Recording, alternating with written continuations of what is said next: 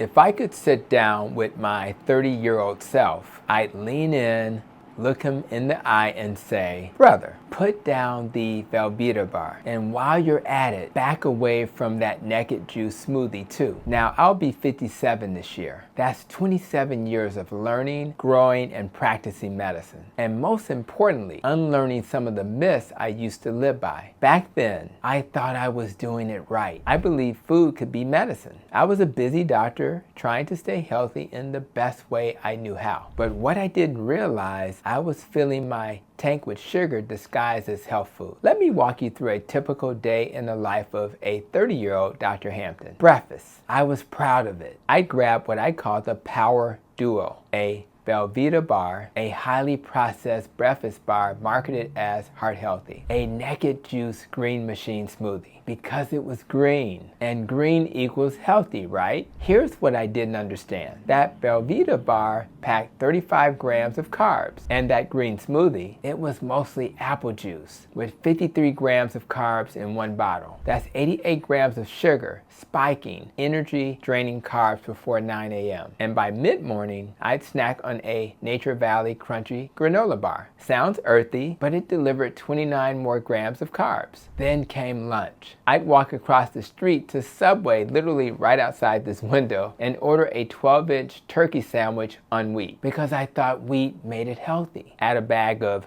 baked Lays and a medium lemonade to wash it down. But let's talk about the carb count. The sandwich was 96 grams, the chips 24 grams, and the lemonade was 42 grams of carbs. That's 162 grams of carbs in one sitting. And an hour later, I was crashing. I'd be fighting sleep at my desk, sometimes even during a patient visit. And a few times, I literally fell asleep at the stoplight and woke up to someone honking behind me. That's not tired, that's metabolic dysfunction. Dinner wasn't any better. We loved home-cooked meals. Things like Salisbury steak with gravy, that's 12 carbs. Rice with gravy, 45 carbs. Black-eyed peas, about 26 carbs. And of course, you can't have that without cornbread. That's about 30 grams. That's 113 grams of carbs in one well-intentioned Southern-style dinner. I mean, after all, my wife's from Mississippi, and we were proud of it. We thought it was balanced. We thought cornbread didn't count. We thought black-eyed peas was protein. We didn't realize they were also starch bombs. But we also ate out a lot too,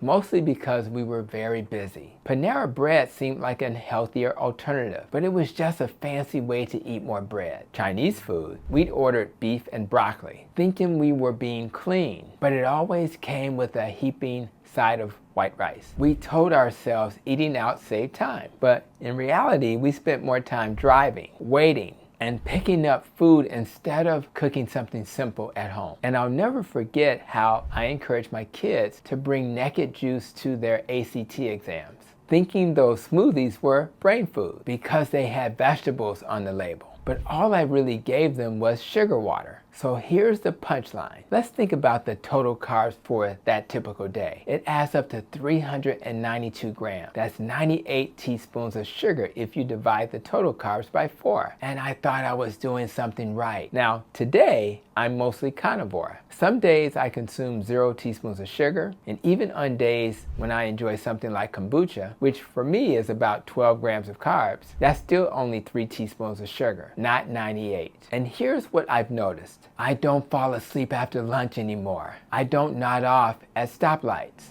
My brain is clear, which is so important when I'm working in this clinic. And my energy is stable. And most importantly, I'm in control of my health. So what would I tell my 30-year-old self? Here are my top 10 things I tell my 30-year-old self about health. Number 1, your energy crashes weren't from being busy. They were from blood sugar spikes and insulin crashes. You weren't lazy. You were metabolically unstable. Number 2, marketing is not medicine. If it needs a health claim on the label, it probably isn't healthy. Real food doesn't need marketing. Number 3, fat isn't the enemy. Sugar is. You feared eggs and embraced wheat. Flip that script. Fat keeps you full. Sugar wears you down. Number 4, you have time to exercise. Dr. Benbokikio taught us 15 minutes twice a week with resistance bands is enough. That's it. No excuses. And for those who are interested in that, I'll share a link of his book and a video showing you how to do the exercises in the video notes and comments. Number 5.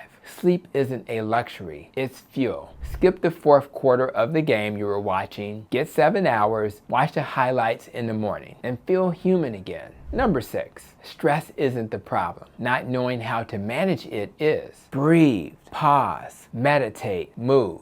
You'll never eliminate stress, but you can outsmart it. Number 7, cooking at home doesn't cost time. It buys health. Fast food isn't fast. It takes just as long to pick it up as it does to prepare something simple and nourishing at home. Number 8, be open to challenging your conventional thinking. If it wasn't for this openness, I would have never gone from being a vegetarian to now a carnivore. This openness will change your life. Number 9, how you think is just as important as how you eat. Self-limiting beliefs like I don't have time or I'll start next week will keep you sick. Feed your mind with voices like Eric Thomas or Tony Robbins, great motivational speakers. In fact, one of my favorite podcast episodes I've ever done is episode number 14. I encourage you to check that one out because it focuses on how we think. I'll also put it at the end screen. Number 10, what you model for your family becomes their blueprint. I gave my kids sugar-laced smoothies as they were preparing for a test. I didn't know better, but now I do. Your choices today shape your legacy tomorrow. So whether you're in your 30s, 40s, or beyond, let this message be your mirror and your motivation. Your future self is watching. And trust me, you'll never regret choosing clarity over cravings or vitality over convenience. So do me a favor, hit that like button if this hits home. Comment below, what's one healthy food you used to believe in, but now you know better? And don't forget to check out the video description and playlist for more stories and science to help you